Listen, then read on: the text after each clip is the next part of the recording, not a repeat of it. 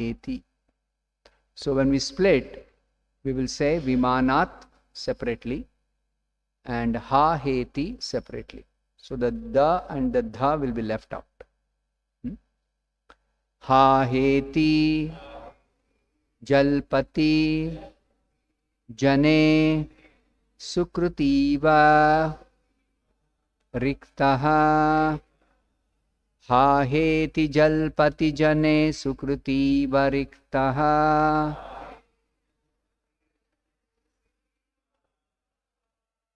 Ha heti jalpati jane sukrutiva riktaha.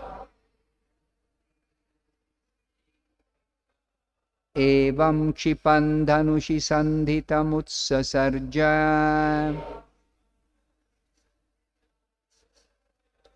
बाणं सवज्रमिव तद्हृदयं बिभेद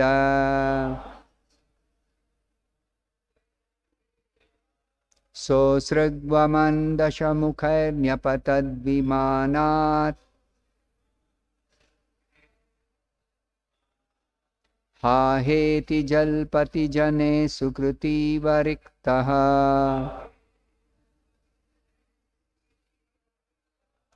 एवं क्षिपन्धनुषि सन्धितमुत्ससर्ज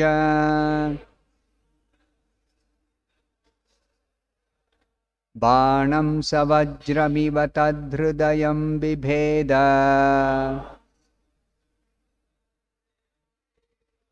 सोऽसृग्वमन्दशमुखैर्न्यपतद्विमानान् हा हेति जल्पति जने सुकृतीव रिक्तः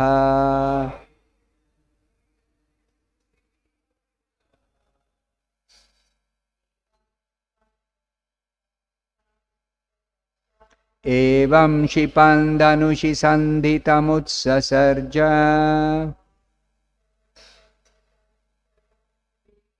बाणं सवज्रमिव तद्हृदयं बिभेद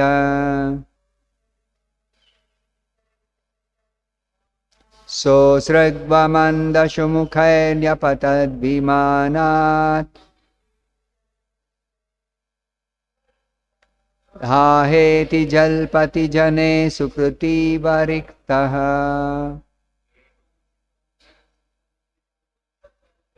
एवं क्षिपन्धनुषि सन्धितमुत्ससर्ज बाणं सवज्रमिव तद्हृदयं बिभेद सोऽसृग्वमन्दशमुखैर्न्यपतद्विमानात् हा हेति जल्पति जने सुकृतीव रिक्तः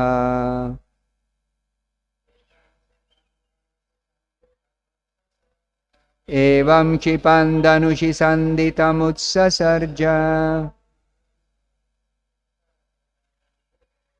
बाणं सवज्रमिव तद्हृदयं बिभेद सोऽसृग्वमन्दशमुखैर्न्यपतद्विमानात् हा हेति जल्पति जने सुकृतीव रिक्तः एवं क्षिपन्धनुषि सन्धितमुत्ससर्ज बाणं सवज्रमिव तद्हृदयं बिभेद सोऽसृग्वमन्दशमुखैर्न्यपतद्विमानात्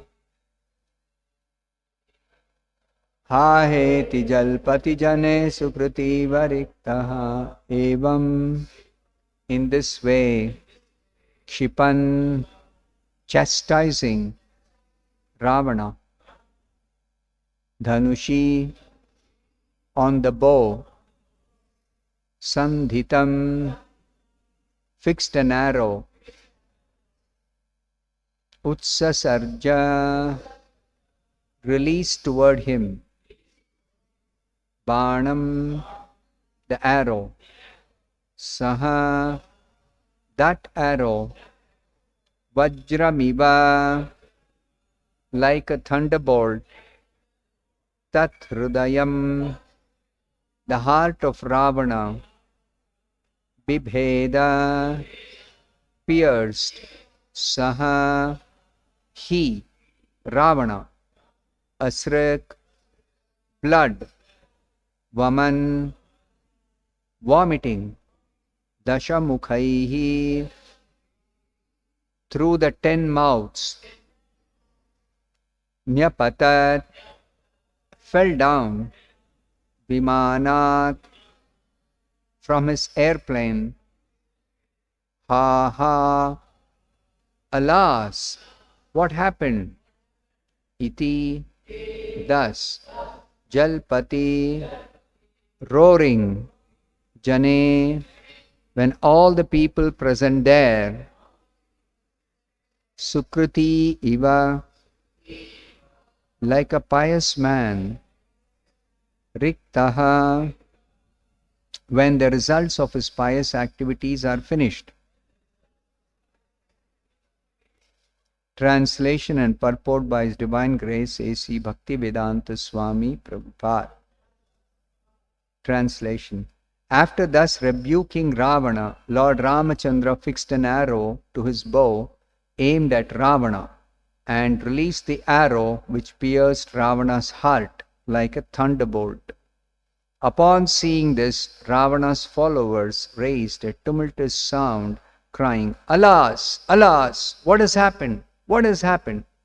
As Ravana, vomiting blood from his 10 mouths, fell from his airplane, just as a pious man falls to earth from the heavenly planets when the results of his pious activities are exhausted. Please repeat this translation after me. After thus rebuking Ravana, Lord Ramachandra fixed an arrow to his bow aimed at Ravana and released the arrow which pierced Ravana's heart like a thunderbolt. Upon seeing this, Ravana's followers raised a tumultuous sound, crying, "Alas! Alas! What has happened? What has happened?" As Ravana, vomiting blood from his 10 mouths, fell from his airplane, just as a pious man falls to earth from the heavenly planets when the results of his pious activities are exhausted. Purport by Srila Prabhupada. In Bhagavad Gita 9.21, it is said, "Shine punye martya lokam vishanti." When the results of their pious activities are exhausted, those who have enjoyed in the heavenly planets fall again to earth. The fruitive activities of this material world are such that whether one acts piously or impiously, one must remain within the material world according to different conditions, for neither pious nor impious actions can relieve one from Maya's clutches of repeated birth and death. Somehow or other, Ravana was raised to an exalted position as the king of a great kingdom with all material opulences. But because of his sinful act of kidnapping Mother Sita, all the results of his pious activities were destroyed. If one offends an exalted personality, especially the Supreme Personality of Godhead, one certainly becomes most abominable. Bereft of the results of pious activities, one must fall down like Ravana and other demons. It is therefore advised that one transcend both pious and impious activities and remain in the pure state of freedom from all designations. Sarvopadhi vinirmuktam tat paratvena nirmalam. When one is fixed in devotional service, he is above the material platform. On the material platform, there are higher and lower positions. But when one is above the material platform, he is always fixed in a spiritual position. Sagunan samatityaitan brahma bhuyaya kalpate. Ravana, or those like him, may be very powerful and opulent in this material world, but theirs is not a secure position, because, after all, they are bound by the results of their karma. Karmana daiva netrena. We should not forget that we are completely dependent on the laws of nature. Prakrite kriyamanani gunai karmani sarvashaha ahankara vimudhatma kartaham iti manyate. The bewildered spirit soul, under the influence of the three modes of material nature, thinks himself the doer of activities that are in actuality carried out by nature. Bhagavad Gita 3.27. One should not be proud of one's exalted position and act like Ravana, thinking oneself independent of material nature's laws. Thus end the Bhaktivedanta purport. Om Ajnanatimmirandasya Jnananjanashalakaya Chakshurunmilitam Yena Tasmai Shri Gurave Namaha. Nama Om Vishnupadaya Krishna Presthaya Bhutale Srimate Bhakti Vedanta Swamin iti namine. Namaste Saraswate Deve Gauravani Pracharine Nirvishesha Shunyavadi Paschatya Deshatarine. Jaya Shri Krishna Chaitanya Prabhu Nityananda Shri Advaita Gadadhara Shrivasadi Gaura Bhakta Vrinda. Hare Krishna Krishna Krishna Hare Hare, Hare Rama Rama Rama Hare Hare. So the description is being given by Shukadev Goswami in brief. The pastimes of Lord Ramachandra. Ramachandra particularly incarnated for killing this Ravana, who was creating a lot of problem, especially for the saintly persons and the devatas. So Ravana, it seemed like he was unconquerable. Nobody could stop him from his nefarious activities. So he thought that nobody can obstruct all his activities. Without understanding who is Lord Rama, he foolishly thought Rama is another earthly human being. And it is elsewhere mentioned, Ravana had performed tapasya to be protected against being killed by different beings from the higher planets.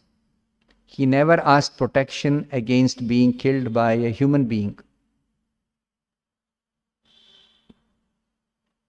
So, he thought human beings are all very, very insignificant in front of his power. Which is true if Rama was just another human being. But Rama is the Supreme Personality of Godhead. And Ravana could not recognize that the Supreme Personality of Godhead had appeared in a human-like form. So when the Supreme Lord appears in any form, he is always with his unlimited power. His power is never dependent on the form he assumes. In the case of a living being in this world, the power is limited to the particular form, material form.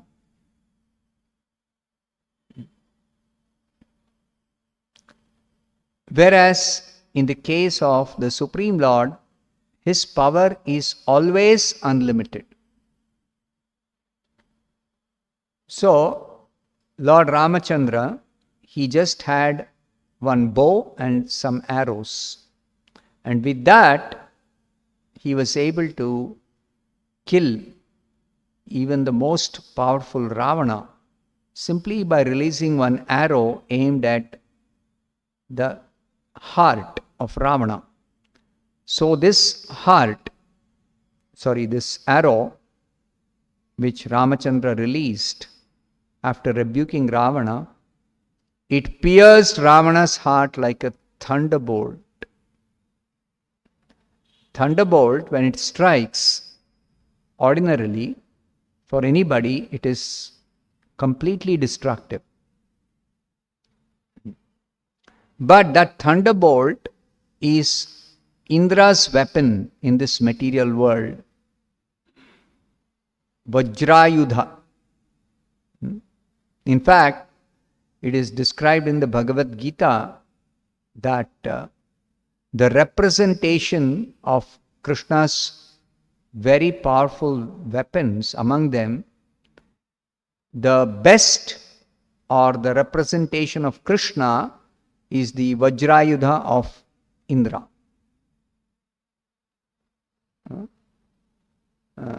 The verse is, what is the verse?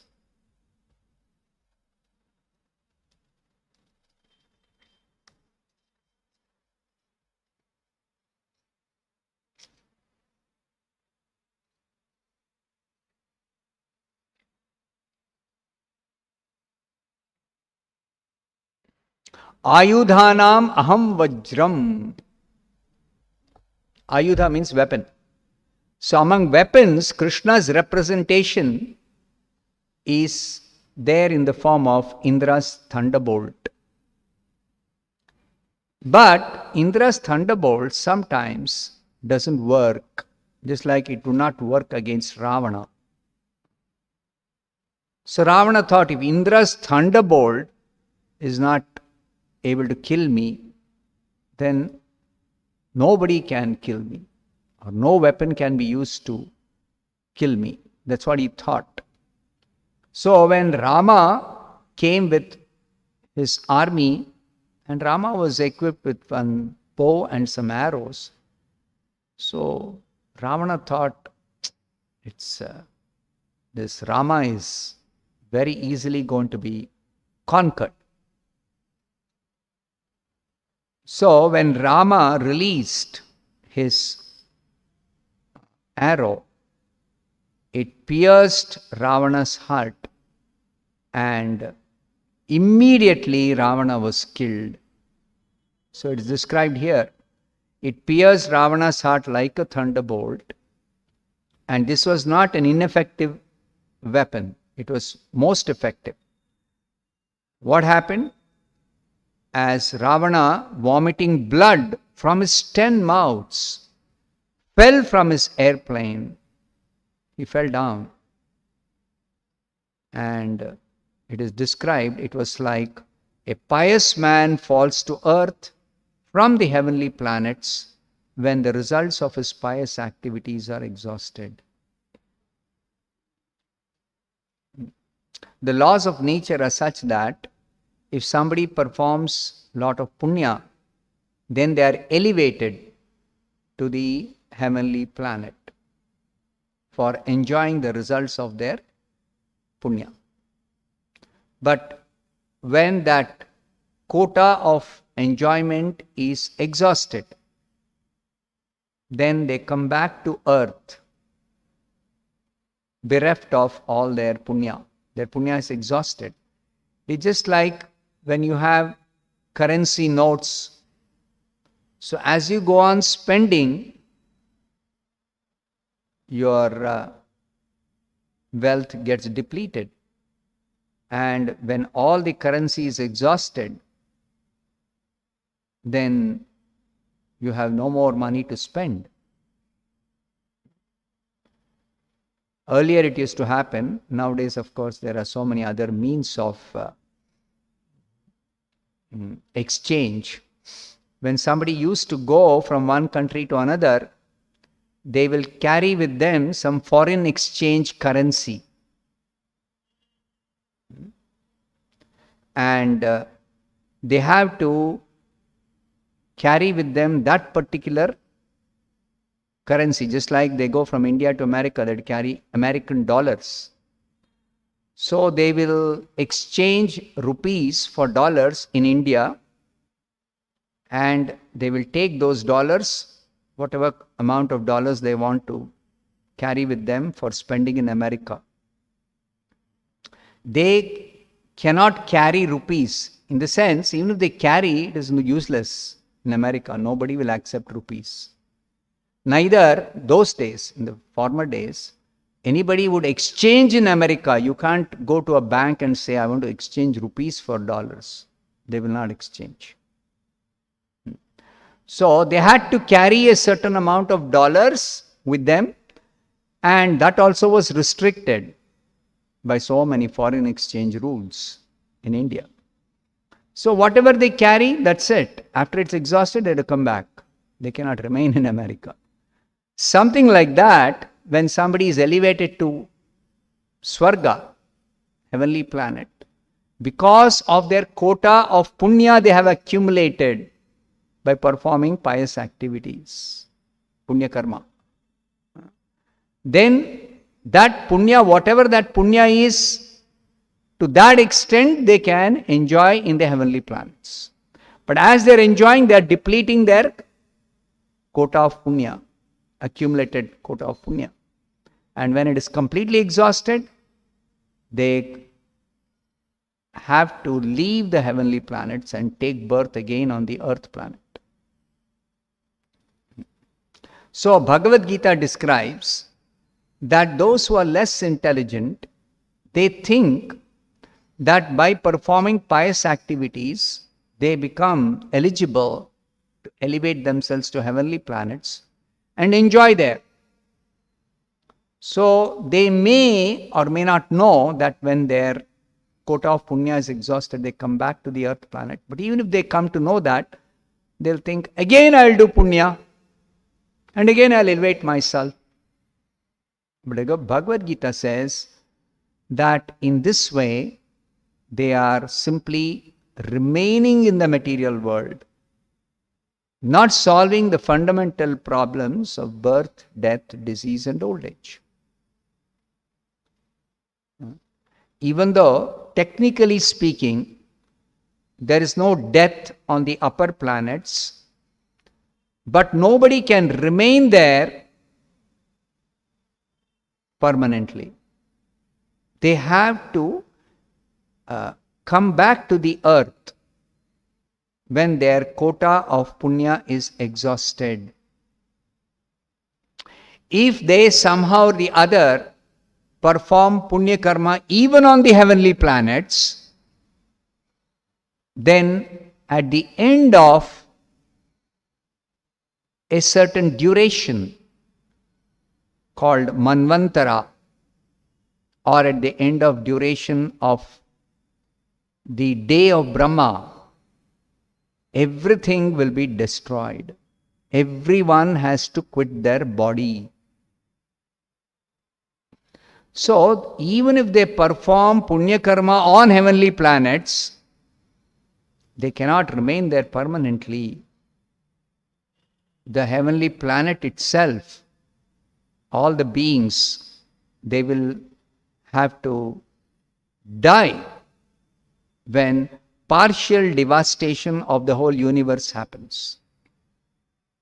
If somebody elevates beyond Swarga to even higher planets called Maharloka, Janaloka, Tapoloka, Satyaloka, then they don't have to die at the time of partial devastation, but during the night of Brahma, they have to go to sleep. The residents of the higher planets like Maharloka and above, they have to go to sleep. And when they go to sleep, next day they wake up, it is like a new birth for them, a fresh birth for them. Though their body is not destroyed, neither their planet is destroyed. Of course, even the lower planets are not destroyed at the beginning of night of Brahma. It is submerged in water of devastation. It's like a flood. Like a flood comes and submerges the entire earth planets, earthly planetary systems, lower planetary systems, up to Swarga. Even Swargaloka is submerged in the water of devastation when the day of Brahma ends. So, the residents of these planets from Swargaloka downward, all of them have to die. And they enter the body of one Vishnu called Garbhodakashayi Vishnu, Padmanabha Vishnu. He is the Vishnu of the universe. So, his body they have to enter. Now, the residents of the Maharloka onwards, they don't die when the night of Brahma begins. Along with Brahma, they also enter Garbhodakashayi Vishnu's body. In the same body they enter. And they go to sleep within the body of Garbhodakashayi Vishnu. They become inactive. And next day morning, when Brahma's night is over, Brahma is woken up by Vishnu. And all the residents of the upper planets, Maharloka onwards, they are also woken up. So they come out of Brahma's body in the come out of Vishnu's body in the same form they had gone to sleep. Just like we wake up in the morning. In the same form we wake up. But we have to resume our activities by first of all recollecting where we left off. You can make out as soon as you get up, immediately, for a moment you have to think, what should I do? And if somebody's sleep is disturbed and their sleep is not completely over, then it takes some time for them to actually wake up and get to know where they are, what is to be done. So all these residents of the upper planets, they wake up, but they have to resume their activities. Mainly their activities is assisting Brahma in creating the population for all the planetary systems beginning from Swarga downward. They all have to be given new bodies. So Brahma does his work of beginning the creation. In the morning Brahma gets up, what does he do? His work is work of creation. So he begins that creation process and then he does his part and the others, they have to do their part. So they all together populate the planetary systems beginning from Swarga downward. So many different forms of living beings, they all have to be created. So this place, all the planets, Abrahma Bhuvana Loka Punaravartinorjuna, they have to again and again quit their body and take birth again. For the residents of the upper planets, even though it is not exactly taking birth, but still it is like a fresh birth. Because they have to again begin their duties after they are given the knowledge and they are given the empowerment by Vishnu. Even Brahma, he has to be reminded of his duty by Vishnu. So he offers, all of them offer prayers to Vishnu and Vishnu gives them the remembrance of what they had done at the beginning of the previous day. Same thing they have to do. So they have to again repeat that creation process only for the planetary systems beginning from the Swarga downward. Like that. So this material world is a place where there is repeated birth and death. Therefore, it is called samsara. And if somebody thinks in the upper planets that I don't mind repeating this activity because I can enjoy living on the higher planets, the facilities, then end of Brahma's life, even their planets are destroyed and they also have to die, including Brahma. Everybody has to quit their body. They cannot remain in the same body. The body itself is ultimately perishable. So any material body, it has got a limited duration. No material body has got unlimited duration. There is no eternal life in a material body, even on Brahmaloka, even the body of Brahma. It is not a permanent body. Whereas in Krishna Loka, in Vaikuntha Loka, everyone has a spiritual form, a spiritual body. A spiritual body. That spiritual body is never destroyed. It never becomes old. It is always having fresh youth. Nava yauvanam, fresh youth. And there is no miseries. There are no miseries, no disease, no calamities. So that spiritual world, Krishna is inviting all of us in the Bhagavad Gita. Come to my abode.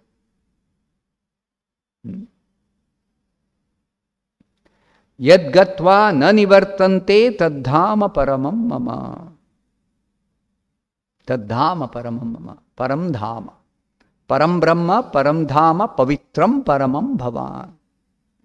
So, Bhagavad Gita clearly explains this to all of us, that no planet in this universe, including Brahmaloka, which is the topmost planet, is a suitable place for our residence. So, while intelligent people, those who are inclined to spiritual life, they understand this instruction of the Bhagavad Gita, the teachings of the Gita. There are demoniac natured people like Ravana who never understand this truth or this reality.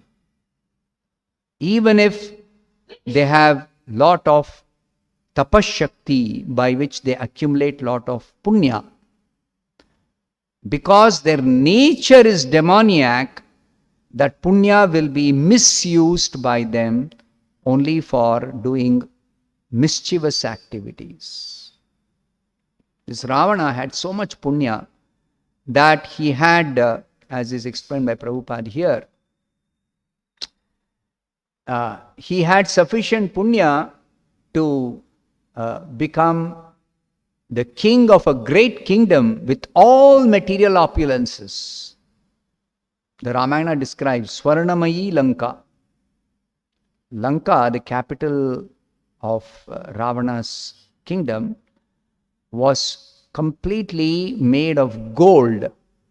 Even the doors and windows were made of gold. What to speak of other paraphernalia. So, Swarnamayi Lanka. But ultimately, even this Swarnamayi Lanka was completely destroyed. Before even Rama could reach Ravana's kingdom to kill him, Hanuman single-handedly had burnt away half of Lanka. That is when Ravana got notice of the danger that is awaiting him, the calamity that is going to befall him. He was being warned by Vibhishana, his brother, who was a saintly person. It may be surprising to hear for all of you that in the same family, two brothers, one is demoniac, three brothers, Ravana, Kumbhakarna and Vibhishana. all three brothers, only one of them is saintly character. The other two are demoniac nature. So this nature, swabhava, daivi swabhava, asuri swabhava, has nothing to do with punya or papa. This we should understand. Even if somebody is performing pious activities, if their nature is asuri swabhava, then they will misuse that punya, which will bring about their own destruction.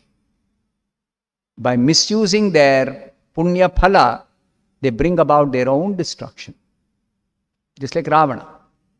He kidnapped Sita, planning to enjoy. He had so many beautiful women as his consorts, but lust can never be satisfied.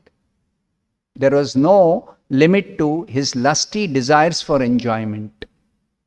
This is another characteristic of demoniac nature. They are filled with lusty desires for enjoyment. And because of their demoniac nature, they somehow think that they can unlimitedly enjoy in this material world. But the nature of material existence is that always enjoyment is limited. The nature of material enjoyment is such that it is always limited. And if somebody thinks that they can accumulate a lot of punya and enjoy a lot of material happiness, then their plans are completely spoiled by the laws of material nature. Material nature laws are like that even if somebody is even divine natured and they accumulate a lot of punya, at the most they can elevate themselves to the post of Brahma. That's all. But even Brahma, when final destruction happens, Antima Pralaya, because there are two types of devastation. At the night of Brahma, there is a devastation where Brahma goes to sleep. And there is a devastation at the end of Brahma's life. The duration of the universe itself is limited. So that time, even Brahma has to die. Even Brahma has to die. And if Brahma has not cultivated devotional service, then he also has to take birth again. He also has to take birth again. So anybody who does not cultivate Krishna consciousness, they remain in the material world to take repeated birth according to their karma. And this karma also, it is very difficult to ensure that one will only be doing pious activities. Especially those who are not divine natured, they do perform sinful activities because of which they have to suffer the sinful reactions alongside enjoying the pious results. One more characteristic of this material laws of nature is such that if, let us say, I do some punya, then the results of this punya cannot be used for negating the results of my papa. Supposing I do some 10 units of punya and I have done 1 unit of papa. It is not like I can expend that punya, 1 unit of punya, and completely nullify the 1 unit of papa. It is not exactly like currency.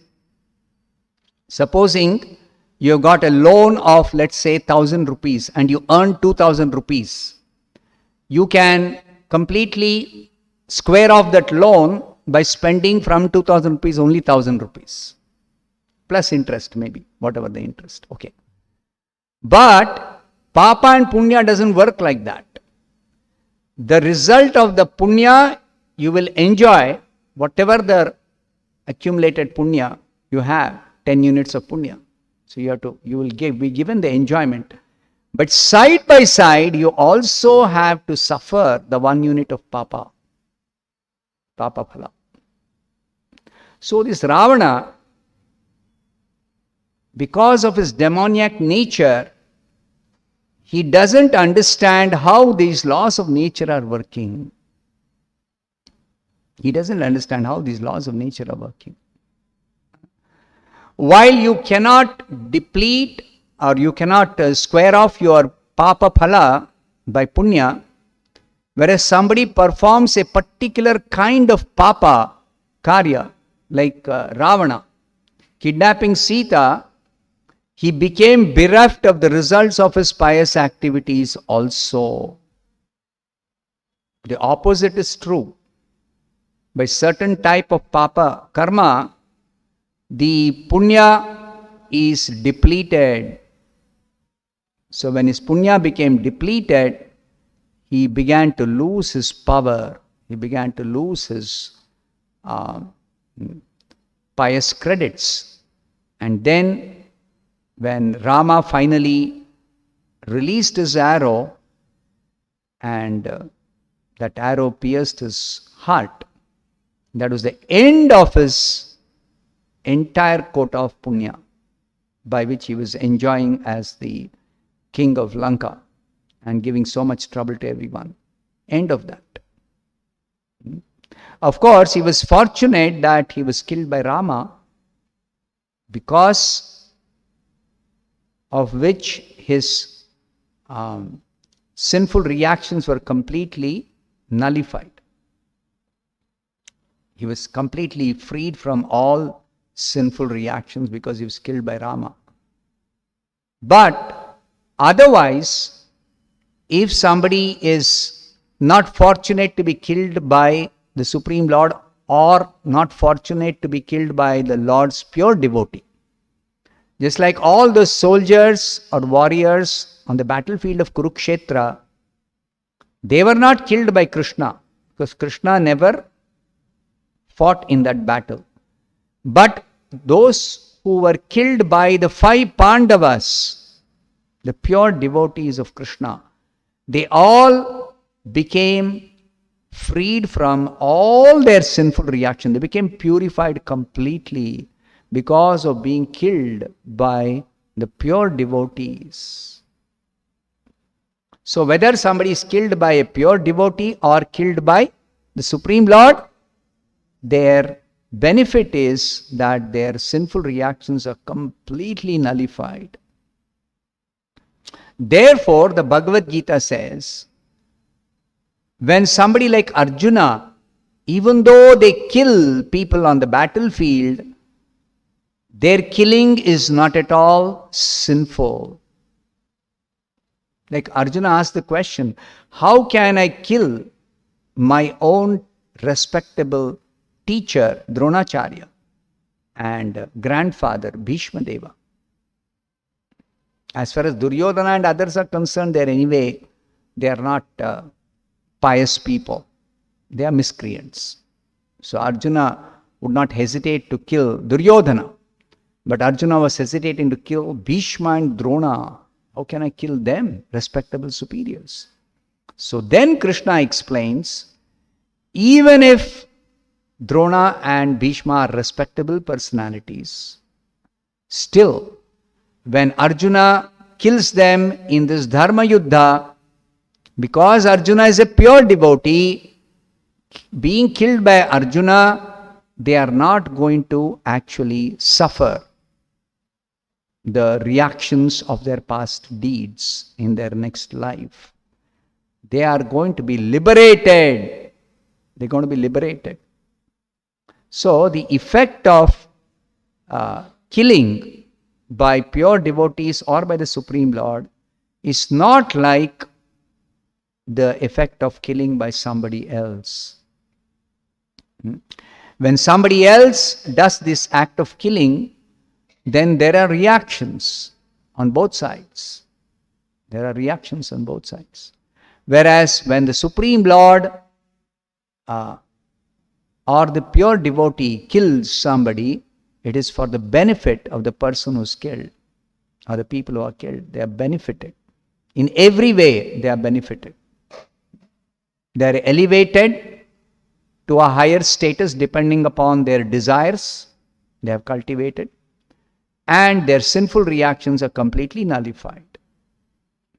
So therefore, we should not mistakenly think when the Supreme Lord kills somebody or the pure devotees kill somebody, just like Parshurama, he simply killed all the miscreant Kshatriyas completely, almost completely made the earth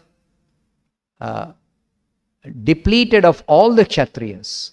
Nikshatram karoti mahim. This is one of the statements in the Bhagavatam.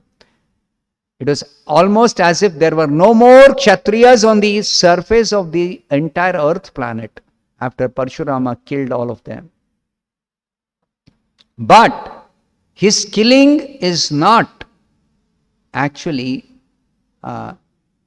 any sinful activity. No.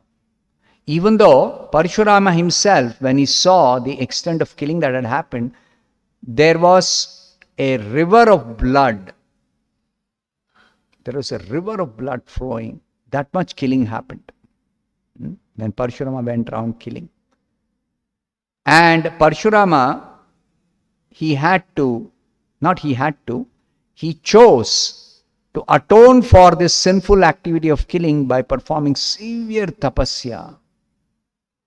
Severe tapasya. Just to teach us, actually there is no fault in his killing. But just to teach ordinary people, killing is not very good business. So, he underwent tapasya to apparently become free from the sinful reactions of having killed so many Kshatriyas. Even a Kshatriya, when he has to kill another Kshatriya, he challenges and there is a fair fight. Now what did Parshurama do? He never went and challenged anybody. He simply went and cut off their heads with his chopper, parashu. Parashu means the chopper he was carrying. He was just carrying one chopper, just no asking any questions. Simply go and kill, that's all. 21 times he went round the earth. Why 21 times? Because first time the news will spread that somebody is on a killing spree. So there will be so many who will be escaping, trying to hide. So even those who escaped the first time, the second round, he killed whoever escaped the first time. But even the second time also they escaped. Third time, fourth time, fifth time. Till the earth was rid of all these miscreant Kshatriyas, he didn't stop. So he had to go around 21 times to kill all these miscreant Kshatriyas. So because he did not give them a chance to defend themselves, therefore he thought, I have actually committed sin. And he performed tapasya. He performed tapasya and became freed from all the, apparently became freed from all the reactions. This was just to teach us that this killing business is not at all good. The Shastras ultimately advise ahimsa. In 13th chapter, while describing 20 items of knowledge, Krishna describes one of the items as ahimsa. Amanitvam, adambitvam, ahimsa. The third principle. Third principle of knowledge is ahimsa. So ahimsa is definitely taught in the scriptures. But when there is a need for giving protection to saintly persons and brahmanas who are non-violent always, then the Supreme Lord, either through the empowered Kshatriyas or he himself comes and kills these miscreants who will not abide by the principles or the rules of dharma. That is when the Supreme Lord empowers a Kshatriya, like Yudhishthira Maharaj and all the Pandavas were empowered to kill all these miscreant Kshatriyas who were remaining even after Krishna killed so many of them before the battle of Kurukshetra. So Krishna finally completed the business of reducing the burden of the earth. Earth was overburdened by all these demoniac forces, demoniac natured persons who were posing as Kshatriyas, and they were simply harassing innocent people, saintly persons. So Krishna was petitioned by the Devatas to reduce the burden of the earth, to clear the burden of the earth. So he came, and right from the time he was born, he was just a small infant on the lap of his mother. The first such demoniac natured Rakshasi to be killed was Putana. Beginning from Putana till the miscreants were killed in the battle of Kurukshetra, the miscreant Kshatriyas.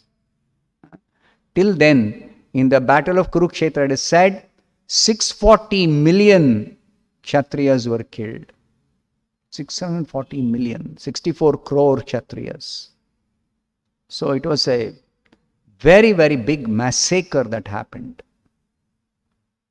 So much so that before the battle, Arjuna was thinking, how can I kill so many of these people? And after the battle was over, Yudhishthira, when he saw the battlefield with so many dead bodies, he became overwhelmed with grief at having killed so many people simply for me to become the emperor of the world. So many people had to be killed. I am the most sinful person. This is what Yudhishthira began to think. Till Bhishma instructed him in what is dharma and convinced him that he was not acting sinfully.